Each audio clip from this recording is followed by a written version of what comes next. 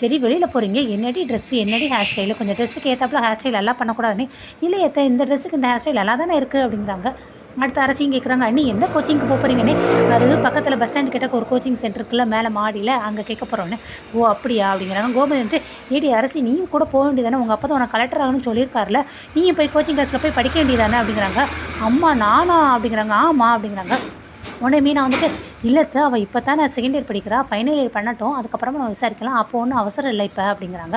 ஆமாம் நான் ஃபைனல் பண்ணும்போது கேட்டு விசாரிச்சுக்கிறேன்னு அரசின்னு சொல்கிறாங்க. சரின்னு கிளம்புறாங்க. கரெக்டாக அந்த நேரத்தில் தங்கமயில் வந்துடுறாங்க. என்ன வெளியில் கிளம்பிட்டீங்களானே. ஆமாக்கா எங்கே போகிறீங்க? கோச்சிங் கிளாஸ்க்கு எதுக்குன்னு.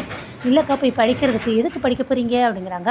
இந்த மாதிரி கவர்மெண்ட் வேலை கிடைக்குன்னா படித்து தானே ஆகணும் அப்படிங்கிறாங்க. சரி அந்த கோச்சிங் கிளாஸ் எங்கே இருக்குது அப்படிங்கிறாங்க.